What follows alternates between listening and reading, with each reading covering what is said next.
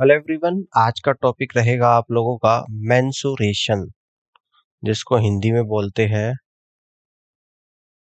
क्षेत्र मिति। यहाँ पे हम लोग डिस्कस करेंगे question base on circle. Circle पर आधारित क्वेश्चन का डिस्कशन यहाँ पर होगा। कुछ क्वेश्चन हम लोग लास्ट क्लास में कर चुके हैं। आज की क्लास का क्वेश्चन नंबर फर्स्ट को यहाँ पर समझते हैं। इसको देखिएगा। एक साइकिल का पहिया 44 किलोमीटर में 5000 चक्कर पूरा करता है। पहिए की त्रिज्या आप लोगों को बताना है। देखिएगा, कोई पहिया है, अगर पूरा एक चक्कर घूमता है तो पहिया कितना घूमता है? अपने सरकमफ्रेंस को घूमता है।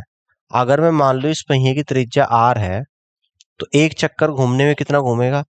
एक चक्कर पहिया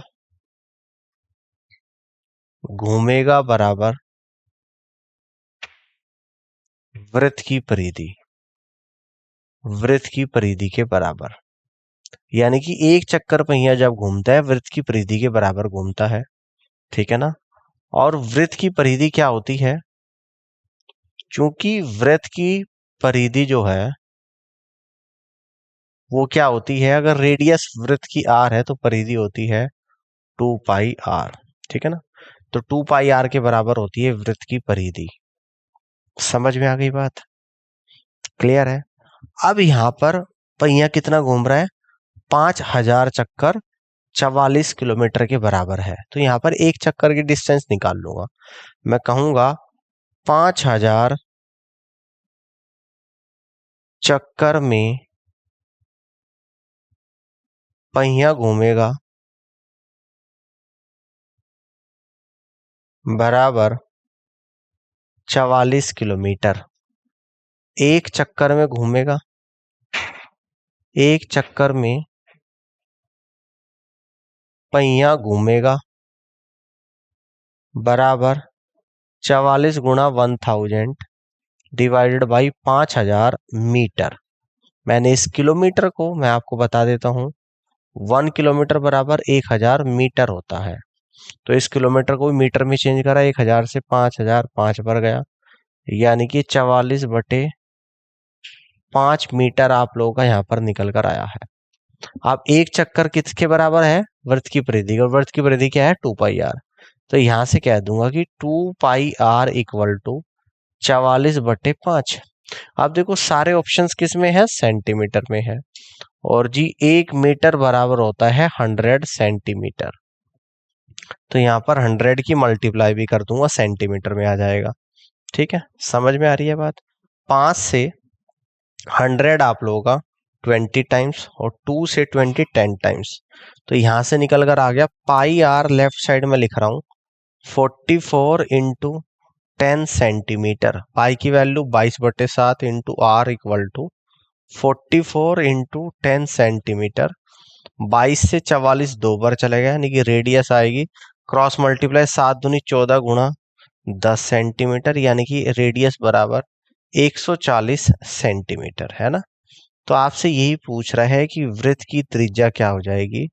तो यहां से आप लोग कह दोगे कि 140 सेंटीमीटर के बराबर होगी, और यानी कि यहाँ पर फर्स्ट ऑप्शन सवाल का राइट आंसर बनेगा। ठीक है? क्लियर होगी बात? इस तरीके से आप सवाल को सॉल्व यहाँ पे कर सकते हैं। ठीक है? यहाँ तक की बात समझ में आ रही है? 144 सेंटीमीटर वृत्त की त्रिज्या निकल कर आप लोगों की यहाँ पर आएगी। अब आगे बढ़ती है और नेक्स्ट क्वेश्चन को यहाँ पे समझते हैं। 28 मीटर व्यास के एक वृत्ताकार मैदान को समतल करने की लागत क्या है यदि प्रति वर्ग मीटर की दर 125 रुपया हो? है ना? तो समतल मैदान को समतल करने की लागत, तो मैदान का क्या निकालना पड़ेगा? क्षेत्रफल। अगर मैं मान लूं कि let the radius of circular ground equal to small r, तो डायमीटर क्या हो जाएगा? डायमीटर हो जाएगा 2 इंटू रेडियस। क्लियर है? जो कि आपको 28 मीटर गिवन है, यानी कि रेडियस आएगा 28/2, यानी कि 14 मीटर। क्लियर है बात? समझ में आ रही है? अब यहाँ पे एरिया निकाल दूंगा, यानी कि area of circular ground, pi into r square के बराबर होता है। पाई यानी कि 22/7 into radius, 14 into 14, r square की वैल्यू रख दी, आर बराबर 14 है तो आर स्क्वायर 14 इंटू 14, 7 से 14 आप लोगों का 2 बार चला जाएगा, तो 22 दूनी 44 गुणा 14 क्या निकल कर आएगा, मीटर स्क्वायर निकल कर आ जाएगा आपका एरिया। और प्रति वर्ग मीटर की दर कितनी है, 125 रुपए, यानी कि कॉस्ट निकाल दूंगा। कॉस्ट आ जाएगी आप लोगों की 44 गुणा 14 गुणा 125 रुपया, ये आप लोगों का अब आंसर आएगा, इसको सोल्व करना बाकी है बस अब। ठीक है, 14 की इसमें गुणा कर दूंगा, तो 44 गुणा 14×5 = 70, तो 7 बचेगा, 14 दूनी 28, 7 35 का 5, तो 3 बचेगा, 14 कम 14 और 3 17 आप लोग का यहाँ पर आएगा। ठीक है ना, आप देखो इस 44 को भी मैं ब्रेकअप करके लिख देता हूँ, 11 गुणा 4 गुणा 1750, यानी कि 11 गुणा 4 की 1750 में गुणा करूंगा, 17 चौका 68, 50 गुणा 4 268 और 200 यानी कि 7000। ठीक है, अब 11 की किसी भी नंबर में जब आप लोग मल्टीप्लाई करते हैं, जैसे 7000 में कर रहा हूं, तो इस जीरो को एज इट इज रखेंगे, जीरो में जीरो जोड़ दूंगा जीरो, इस जीरो में जीरो जोड़ दूंगा जीरो, जीरो में 7 जोड़ दूंगा 7। ठीक है ना, और एक ये 7 एज इट इज, यानी 11,000 की 7,000 में करोगे, 11 सत्ते 77 डायरेक्ट भी लिख सकते हो आप लोग, यानी 77,000 रुपया आप लोगों का आंसर यहाँ पर निकल कर आ जाएगा।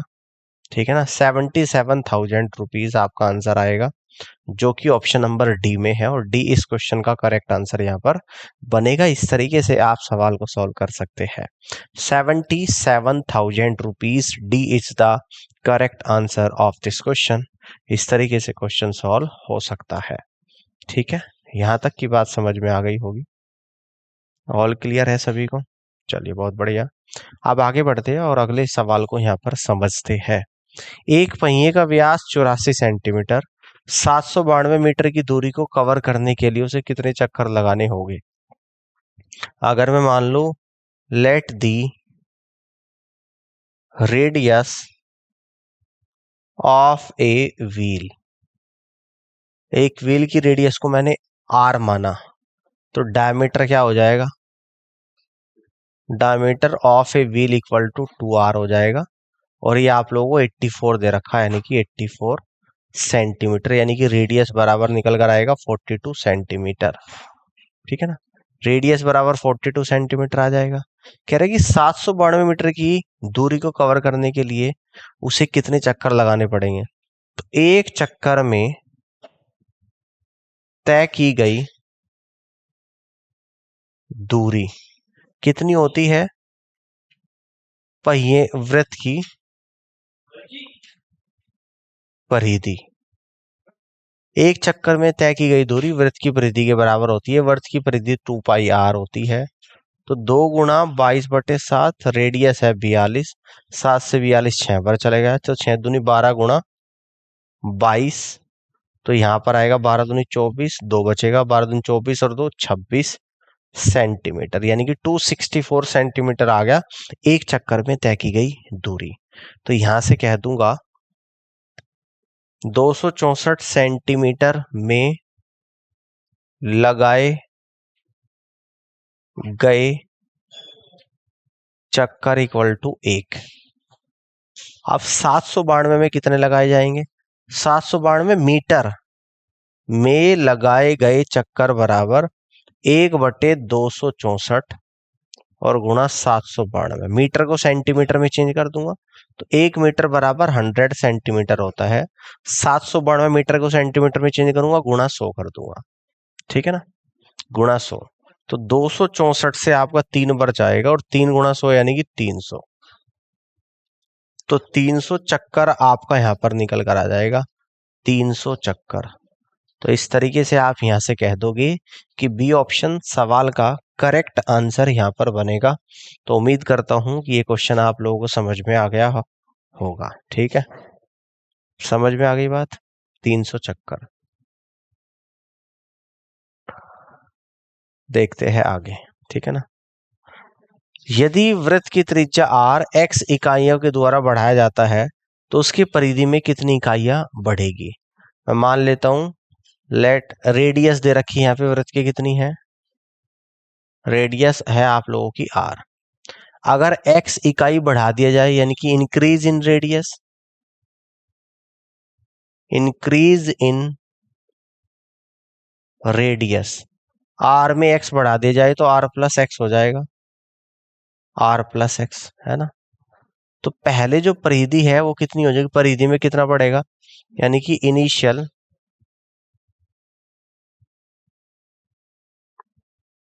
Circumference of circle equal to 2 pi r, और final circumference of a circle equal to 2 pi r plus का x है ना। तो डिफरेंस इन निकाल दूंगा, इन सरकमफ्रेंस,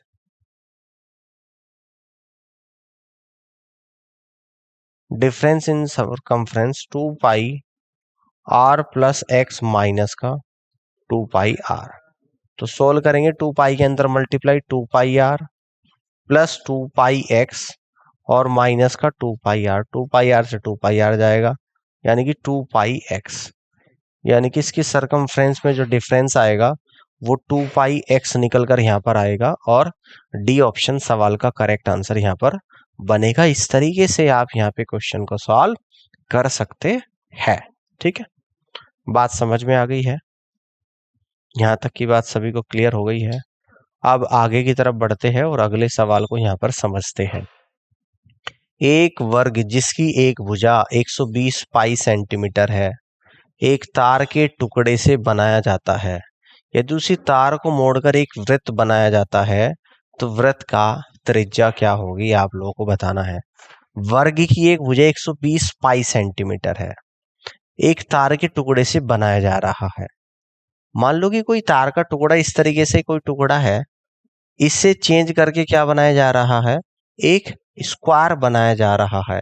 तो जितनी तार की लंबाई होगी उतना ही वर्ग का क्या हो जाएगा, पैरामीटर हो जाएगा। तो यहां से मैं कह दूंगा कि length of wire equal to perimeter of a square. तो लेंथ ऑफ वायर कितनी हो जाएगी, जितनी पैरामीटर ऑफ स्क्वायर हो जाएगा, यानी कि पैरामीटर की स्क्वायर की एक भुजा 120 है तो पैरामीटर कितना होता है, 4 इंटू साइड के बराबर होता है। तो 4 इंटू 120 पाई यानी कि 480 पाई सेंटीमीटर आप लोगों की निकल कर आ जाएगी लेंथ ऑफ वायर, यानी कि length of wire 480 pi centimetre आएगा। ठीक है ना, क्लियर है लेंथ ऑफ वायर। अब इस तार के टुकड़े को मोड़कर एक वृत्त बनाया जा रहा है ना। तो यानी कि जितनी लेंथ ऑफ वायर होगी, यहां से कह दूंगा length of wire equal to, जब वृत्त बनाया जाएगा तो वृत्त का सरकमफ्रेंस इसके बराबर हो जाएगा, यानी circumference of a circle. Clear है, लेंथ ऑफ वायर है 480 पाई। अगर सर्कल की रेडियस स्मॉल r है तो सरकमफ्रेंस क्या हो जाएगी सर्कल की, 2 पाई r। पाई से पाई कैंसिल आउट, 2 से 480 240 टाइम्स जाएगा, यानी कि रेडियस बराबर 240 सेंटीमीटर आप लोगों की यहां पर निकल कर आ जाएगी, और जवाब होगा ऑप्शन नंबर सी। क्लियर है, तो सी ऑप्शन इस तरीके से क्वेश्चन का बिल्कुल और सही आंसर यहां पर बनेगा। इस तरीके से आप सवाल को यहां पे सॉल्व कर सकते हैं। बात समझ में आ गई है, यहां तक क्लियर हो गया आप लोगों को, इस तरीके से आप सवाल को कर सकते हैं। चलिए बहुत बढ़िया, आगे बढ़ते हैं, अगले क्वेश्चन को यहाँ पे समझते हैं। ठीक है ना,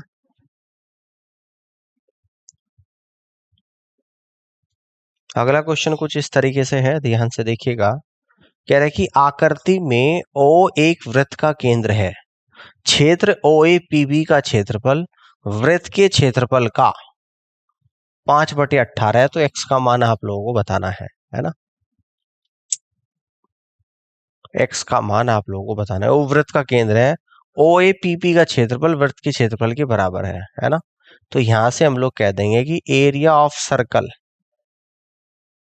ये क्या होता है, pi r square theta upon 360 degree, और area of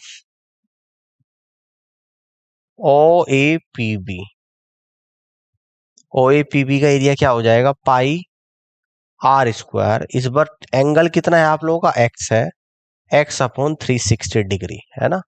according to question क्या बोला जा रहा है कि ओ ए पी बी का क्षेत्रफल वृत्त के क्षेत्रफल का 5/18 है, यानी वृत्त का क्षेत्रफल pi r square into theta divide by 360 का 5/18, और equal to pi r square into x और डिवाइड बाई 360, इंटू एक्स और डिवाइड बाई 360, 360 से 360 cancel out, pi r square से pi r square cancel out.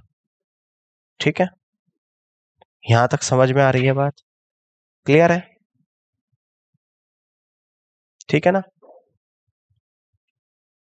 अब x की value आप लोगों से यहां पर पूछ रहा है, ठीक है, क्लियर है। देखो पूरा सर्कल कितना है, थीटा की वैल्यू यहां पे सर्कल में 360 होती है ना। यानी कि एरिया ऑफ सर्कल तो सीधा सीधा आप कह दोगे यहां पे कितना निकल कर आ जाएगा, पाई आर स्क्वायर ही आएगा, क्योंकि थीटा 360 डिग्री है, पाई आर स्क्वायर ही लिख दो आप। इस बात को आप ऐसे लिख लो कि area of circle pi r square का 5/18, ये क्या है, pi r square into x और डिवाइड बाई 360 है। पाई आर स्क्वायर से pi r square cancel out, 18 से 360 20 बार चला जाएगा, cross multiply x equal to 20 गुणा 5 यानी कि 100 आ जाएगा। तो यहाँ पर एक्स की जो वैल्यू निकल कर आएगी वो 100 डिग्री निकल कर आ जाएगी, और इस तरीके से आप यहाँ से कह दोगे कि बी ऑप्शन सवाल का राइट आंसर यहाँ पे बनेगा। ठीक है, तो B is the correct answer of this question. इस तरीके से आप सवाल को यहाँ पे सॉल्व कर सकते हैं, ठीक है ना। यहां तक की बात आपको समझ में आ गई होगी। अब आगे की तरफ बढ़ते हैं, अगले सवाल को यहाँ पे समझते हैं। चाप की लंबाई वृत्त के परिधि के 2/9 गुना है। चाप के द्वारा वृत्त के केंद्र पर उत्पन्न कोण डिग्री में क्या होगा, ये आप लोगों को बताना है। चाप की जो लंबाई है वृत्त की परिधि के 2/9 गुना है, चाप द्वारा वृत्त के केंद्र पर उत्पन्न कोण का माप क्या होगा, है ना। तो लेंथ ऑफ आर्क, ये क्या होता है, 2πr इंटू थीटा, ठीक है ना, और डिवाइडेड बाई 360 के बराबर होता है ना। और चाप की लंबाई है वृत्त की परिधि के, और जी सरकमफ्रेंस ऑफ सर्कल क्या होता है, circumference of circle equal to 2πr होता है। अब अकॉर्डिंग टू क्वेश्चन चाप की लंबाई यानी कि 2πr into theta divide by 360, ये क्या है, वृत्त की परिधि यानी कि 2πr के 2/9 के बराबर है। 2πr से 2πr आप लोगों का गया, 9 से 360 कितनी बार गया, 40 टाइम्स, क्रॉस मल्टीप्लाई थीटा बराबर 80 डिग्री आ जाएगा, और 80 डिग्री हमने क्या माना था, यानी कि वृत्त चाप द्वारा वृत्त के केंद्र पर बना कोण, यानी इस तरीके से मान लो कि यहां पर कोई चाप है, ये सर्कल का सेंटर ओ है, ये ए बी है, ए बी चाप के द्वारा सर्कल के सेंटर पर बना एंगल थीटा, और थीटा आप लोगों का जो निकल कर आया है वो 80 डिग्री निकल कर यहाँ पर आया है, और जी ये बी ऑप्शन सवाल का राइट आंसर बनेगा। यहां तक की बात समझ में आ गई। इस तरीके से आप क्वेश्चन को सॉल्व यहाँ पे कर सकते हो, ठीक है ना। 80 degree, this is the correct answer of this question. यहां तक की बात क्लियर हो गई है। अब आगे की तरफ बढ़ते हैं, अगले क्वेश्चन को ध्यान से देखिएगा। एक तांबे के तार को वर्ग के रूप में मोड़ने पर यह 121 सेंटीमीटर स्क्वायर क्षेत्रफल को घेरती है। यदि उसी तार को वृत्त के रूप में मोड़ा जाए तो वृत्त का क्षेत्रफल क्या होगा, है ना। यानी कि कोई तांबे का तार है, अगर उसको स्क्वायर के रूप में मोड़ू तो ये कितना क्षेत्रफल घेर रही है, 121 सेंटीमीटर स्क्वायर। यानी यहां से मैं कह दूंगा area of square equal to 121। तो यहां से निकल कर आएगा साइड ऑफ स्क्वायर, ये आएगा square root of 121 equal to 11 centimetre. ठीक है ना, समझ में आ गई बात, है ना। अब देखो, अगर मैं यहां पे निकालू perimeter of a square equal to 4 into 11 equal to 44 centimetre. Parameter of square जो होगा वो तार की लंबाई के बराबर होगा, और यही हो जाएगी, इसलिए length of wire equal to perimeter of a square equal to 44 centimetre. यानी कि वायर की लेंथ 44 सेंटीमीटर के बराबर होगी। क्लियर हो गई बात। अब इसे वृत्त के रूप में मोड़ा जा रहा है, तो यहां से मैं कह दूंगा कि length of wire equal to circumference of a circle, जो कि कितनी है 2 पाई आर के बराबर है, और लेंथ ऑफ वायर कितनी है आपकी 44। तो 44 इक्वल टू 2 इंटू पाई की वैल्यू 22/7 इंटू आर, 22 गुणा 2 44 से 44 जाएगा, यानी कि रेडियस बराबर 7 सेंटीमीटर आपका यहां पर निकल कर आ जाएगा, 7 सेंटीमीटर। तो यहां से मैं कह दूंगा इसलिए एरिया ऑफ ए सर्कल, तो area of a circle pi into r square, pi की वैल्यू 22/7, रेडियस है 7 इंटू 7, 7 से 7 जाएगा, 22 सते 154 सेंटीमीटर स्क्वायर, 154 सेंटीमीटर स्क्वायर। यानी यहां से आप लोग कह दोगे कि फर्स्ट ऑप्शन सवाल का करेक्ट आंसर यहां पर बनेगा 154 सेंटीमीटर स्क्वायर, और यही इस क्वेश्चन का राइट आंसर भी होगा। ठीक है ना, इस तरीके से आप यहाँ पे क्वेश्चन को सॉल्व कर सकते हैं। ठीक है, नेक्स्ट क्वेश्चन को यहाँ पे समझते हैं। एक घन के किनारों की लंबाई का योग एक वर्ग की परिधि के 4 गुने के बराबर है। यदि घन के आयतन का 1/4 संख्यात्मक मान वर्ग के क्षेत्रफल के संख्यात्मक मान के बराबर है, तो वर्ग की भुजा आप लोगों को बताना है ना। तो घन के किनारे, तो घन किस तरीके से होता है, मैं आपको सबसे पहले तो घन बना के दिखा देता हूँ। घन एक 3D डायमेंशन होता है, 3D डायमेंशन होता है आप लोगों का घन, क्यूब। क्लियर है, 3D डायमेंशन समझ में आ रही है बात, क्लियर है। अगर इसके किनारों को मान लो कि मैंने ए मान लो, तो कितने किनारे होते हैं, देखो 4 एक तरफ, 4 उसके अपोजिट जो आपको नहीं दिख रहे। क्लियर है, और 2 इस तरफ, 2 इस तरफ, यानी कि टोटल 12 किनारे होते हैं। तो इनकी यहां पे मान लेता हूं, इसलिए घन के किनारों की लंबाई का योग इक्वल टू 12a। और वर्ग किस तरीके से होता है, यानी कि इस तरीके से, ये आप लोगों का एक वर्ग है, ये तो है आप लोगों का यहाँ पे क्यूब, और ये है आप लोगों का यहाँ पर एक स्क्वायर। स्क्वायर एक 2D डायमेंशन है, इसके 4 ही किनारे होते हैं। तो वर्ग की परिधि, यानी कि वर्ग का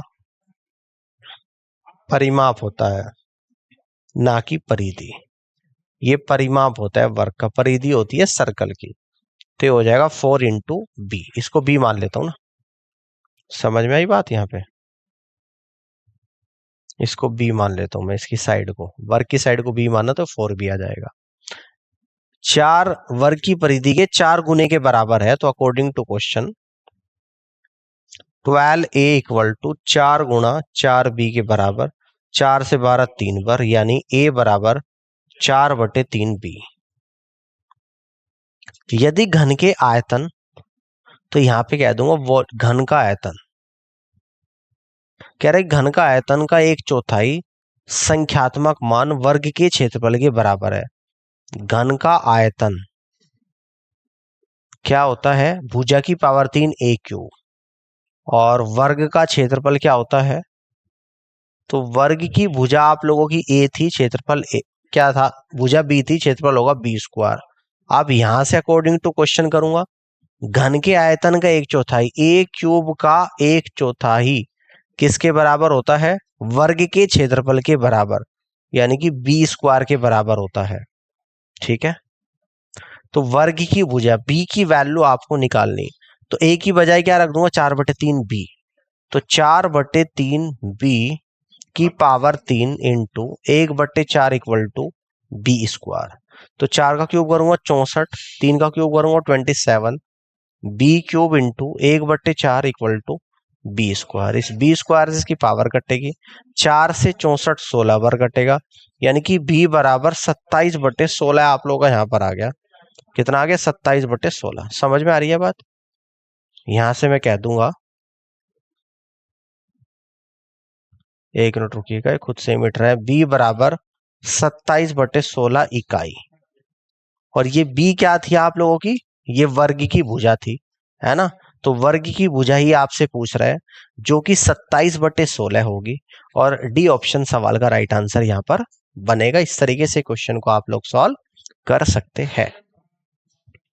ऑल क्लियर? यहां तक की बात समझ में आ गई, 27/16।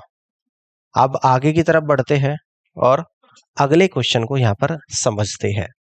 8 सेंटीमीटर त्रिज्या वाले एक वृत्त के अंदर इसकी परिधि को स्पर्श करके बने वर्ग का क्षेत्रफल, है ना? तो यानी सबसे पहले एक सर्कल मैं यहां पर ड्रॉ कर रहा हूं। मैंने यहां पर एक सर्कल ड्रॉ कर दिया। क्लियर है? जिसकी रेडियस 8 सेंटीमीटर है, इसकी परिधि को स्पर्श करके बने वर्ग का क्षेत्रफल, यानी इसके अंदर एक मैंने वर्ग बनाया जो इसके सरकमफ्रेंस को स्पर्श कर रहा है। सेंटर ओ आएगा, ये आपका ए पॉइंट है, बी पॉइंट, सी पॉइंट और डी पॉइंट, है ना? अगर मैं मान लू let the side of a square, small a अगर मैं मान लू, तो इसका डायगोनल कितना हो जाएगा, है ना? अगर सर्कल की साइड को मैंने क्या माना यहाँ पे? ए माना, तो डायगोनल यानी कि सर्कल का diagonal of a square, diagonal of a square ये निकल कर आएगा √2 इंटू ए। ठीक है ना? और मैं यहीं पे मान लू कि let the radius of a circle equal to small r, तो यहां से क्या दूंगा मैं? Diameter of a circle equal to 2 into r. तो डायगोनल ऑफ ए स्क्वायर, इसलिए diagonal of a square equal to हो जाएगा डायमीटर ऑफ ए सर्कल। तो diagonal of a square √2 into a हो जाएगा, और डायमीटर ऑफ ए सर्कल ये 2 into are हो जाएगा। वर्ग का क्षेत्रफल पूछ रहा है, यानी कि वर्ग की साइड ए है, तो यहां से ए निकालूंगा 2/√2 इंटू आर, √2 से 2 जाएगा तो √2 टाइम्स, कितनी बार जाएगा? √2 टाइम्स, यानी एरिया ऑफ ए स्क्वायर यहां से जो निकल कर आएगा, एरिया ऑफ ए स्क्वायर यानी कि ए स्क्वायर आ जाएगा, और √2 इंटू आर का स्क्वायर। ठीक है ना? तो ये आएगा 2 इंटू आर स्क्वायर। अब देखो ध्यान से समझना, रेडियस आपको जो आर की वैल्यू है ना, वो 8 सेंटीमीटर ऑलरेडी दे रखी है, तो 2 इंटू 8 की पावर 2, तो 2 into 64 equal to 128 centimetre square area of square निकल कर आ जाएगा। यानी आप यहां से कह दोगे कि बी ऑप्शन सवाल का करेक्ट आंसर यहां पर बनेगा और इस तरीके से आप क्वेश्चन को सॉल्व कर सकते हैं। तो उम्मीद करता हूं कि ये क्वेश्चन आप लोगों को समझ में आया होगा और इस पूरी क्लास को देखने के लिए आप सभी का बहुत बहुत धन्यवाद।